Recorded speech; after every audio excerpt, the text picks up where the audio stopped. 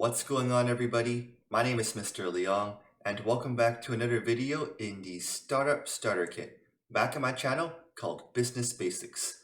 Thanks for tuning in, and today we're going to look at the consumer decision-making process. Before consumers think about facilitating a purchase, there's a lot of research, contemplation, and thinking. And these 5 stages, I'm going to go into detail about what the consumer does in each stage and how businesses and companies can use targeted, effective marketing tactics to really increase sales for their business. So let's get started with the 5 stages of the consumer decision-making process.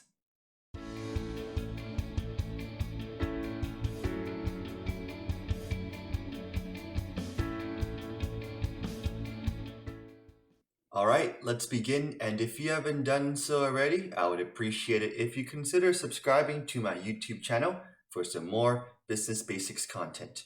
Now, with the customer decision-making process, there are 5 steps. And regardless of whether customers will know, they kind of go through these stages subconsciously.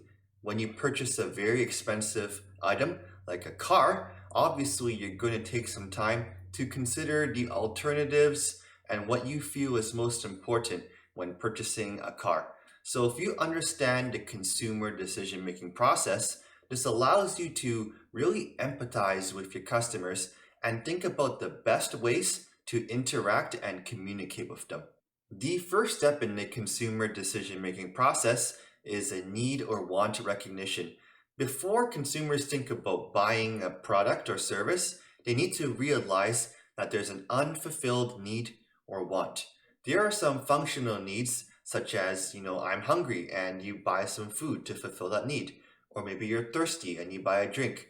Those are functional needs, but there's also some psychological needs as well. Kind of like a need to fit in and a need for belonging. If your friends are all buying the Apple Watch, obviously you kind of want to fit in and maybe you buy one because of esteem needs. So a need or a want has to kind of occur before a consumer thinks about purchasing an item, and the consumer will think about buying something that helps to fulfill that need or want. So if you are a business, you want to focus on how your product or service kind of fulfills that missing need and how you can help customers in the purchase decision process. Maslow organized the hierarchy of needs, which is a model that kind of focuses on what needs need to be fulfilled first for consumers and what are the most important. So physiological needs, safety would be a little bit lower because those are things that consumers need to think about every day. Food, security, a place to sleep. And then kind of the ones that are a little bit higher up are, love and belonging, esteem, and self-actualization. Some people eventually reach the stage, but kind of most people are thinking about these lower stages. So if you were to think about this as a business or an entrepreneur, find a way to meet the needs and wants of consumers and what they're really thinking about. So if you sell clothing, fall season and winter season is coming up. So perhaps scarves or, heavier jackets would be kind of a focus for consumers. You wouldn't sell like swimming or summer clothes when it's not really a need or a focus for consumers. So this section is all about need and want recognition. Consumers think about what's important and they fulfill these needs through a purchase, and that's where you come in. The next step in the customer decision-making process is information search. And this is where customers realize that there's a need or want and proceed to fulfill it. But they need to think about the variety of choices available to them. So if you were looking to buy a car or get your car repaired, you'd probably look through your lived experiences first, where you've had a really good experience or a not so good experience, and think about approaching those businesses first. If you bought a car 5 or 10 years ago, let's say from Honda, and you had a great experience and there was excellent customer service, you might think about that business first when thinking about alternatives and businesses to choose from. And that is called internal search for information. But what's really important is external search for information, because I feel that a lot of times customers are looking for validation. They want to ensure that they've selected the right business, so they'll ask friends or family, which is why word of mouth marketing is so important. Online research is probably where you're going to go to as well. You can do a Facebook post and ask your friends and family for some tips and advice, but you also might go to Google or check the customer reviews for a specific business. I don't know about you, but if I'm thinking about a restaurant to go to, I'm for sure going to do my research. I'm going to type in the restaurant name, look at the menu, look at the reviews on Yelp or Google, and that's the way to validate my information search. Which is why it's so important that you make sure that your business is searchable and accessible. Your customers are looking for you. So if you have a good website, the contact hours are accurate, and you have some testimonials and reviews, this is going to help to assure that the customer is going to have a good product or service. There's a little bit of risk with approaching a new business.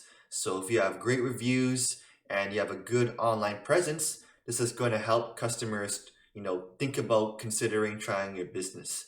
So this stage is all about the information search. And if you want to learn more about SEO and PPC, I'm going to be doing a video on that. So stay tuned for that. The third section is all about evaluating your alternatives.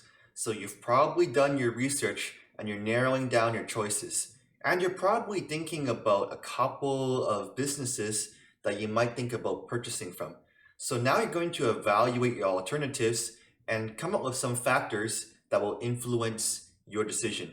So if you're thinking about buying a car, obviously for me, I have certain preferences that might be a little bit different from yours. So for example, I'm going to look at the mileage, the style, price is obviously a factor, and the overall comfort. But for you, you might have different factors that will influence your decision. And you kind of subconsciously create this chart, because if you look at the numbers over here, you might have different weights than I do. So this example focuses on 40% on mileage, 10% on style, 30% on price, and 20% on the different types of accessories for the car purchase. In this alternatives evaluation, it looks like Toyota comes out on top. There's an overall score of 8.2, and the mileage score is the best compared to Nissan and Honda.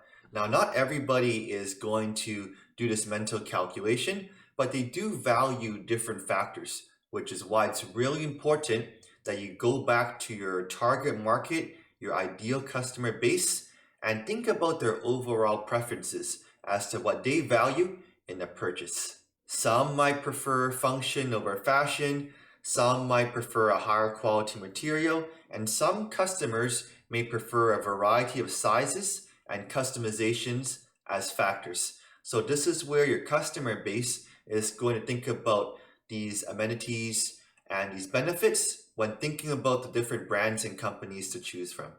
This section is all about customer purchases, and based on the evaluation of alternatives, the customer is going to make the purchase. So you want to make this experience as seamless and efficient as possible. If there's errors or if it's very complicated to make an order, this is going to really affect the customer's perception of not only the purchase experience, but the product as well.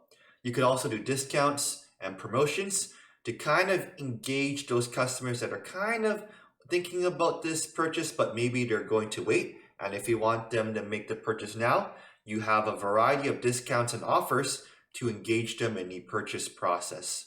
Have you ever kind of added something to your shopping cart where thinking about buying it, but ultimately kind of left or abandoned the shopping cart?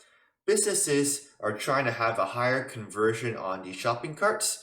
So if you think about ways to reduce those abandoned carts, obviously promotions is good, but also follow-up emails are very effective.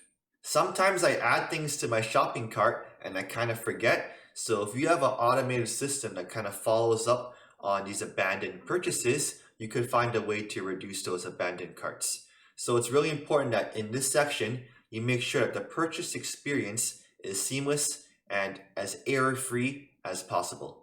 The final section in the customer decision-making process is a post-purchase response. If your customer is happy, great. You've done your job and the satisfaction is going to be good. Maybe they'll post a positive review. You should continue to engage with email offers, follow-up emails, and surveys to ensure that the experience is good. Because even though the customer is satisfied, perhaps they're not fully satisfied, or maybe there were some issues with the shopping experience because maybe the website crashed, or maybe the order form was very complicated to fill out. So even though the customer is satisfied, you could still look at ways at improving your business. But you can also have some other potential outcomes, and some are good and some are not so good. Obviously, the best one is customer loyalty. This is where you're going to have repeat purchases and you're going to have a lot of brand equity and brand value. Now, where you want to kind of improve your business is your post-purchase dissonance. Now, I'm going to do a video on what to do if your customer is unhappy, so stay tuned for that. But you want to address any unpleasant experiences. So figure out what went wrong in the purchase experience and see how you can use that feedback to improve the business. But on the flip side, if you want to ensure customer satisfaction, it's really important that you build realistic expectations, you demonstrate the product for appropriate usage, you ensure quality through guarantees, warranties, and a comprehensive returns program. You encourage customer feedback and word-of-mouth marketing, and you reach out to communicate to customers. Their opinions and feedback are a great source of growth for your business. And you also don't want to build unrealistic expectations. If you're proposing that your product is going to send your customers to the moon, and all of a sudden they buy it and there's not that experience, they're going to have some dissonance. So make sure that you set appropriate realistic expectations and you follow these tips to ensure customer satisfaction. And that's the consumer decision-making process. Obviously, as you can see here, it's kind of a linear path, but you could also see where there's a little bit of a feedback loop, because if there's customer loyalty, customers are going to look at their internal search for information and see that they had a very good experience with this business and go back. So if you have any questions, let me know in the comments about each of the 5 sections. Now, some businesses are going to pursue something called a customer success journey. It looks a little bit like this, but you can see where there's some similarities. There's obviously a section where you're evaluating the alternatives, the actual purchase, and the follow-up and feedback. And these are the points where there's going to be a little bit of interaction with customers. So you can see how the 5 stages of the customer decision-making process is going to have implications on customer service and marketing. So there's a lot to take away from this video. Thanks for tuning into the video, and I'm going to be doing some more customer service related relationship videos in the next videos for the Startup Starter Kit. I hope you tune in and I hope you enjoyed the video. Thanks for watching, and I'll see you later. All right, take care and bye-bye.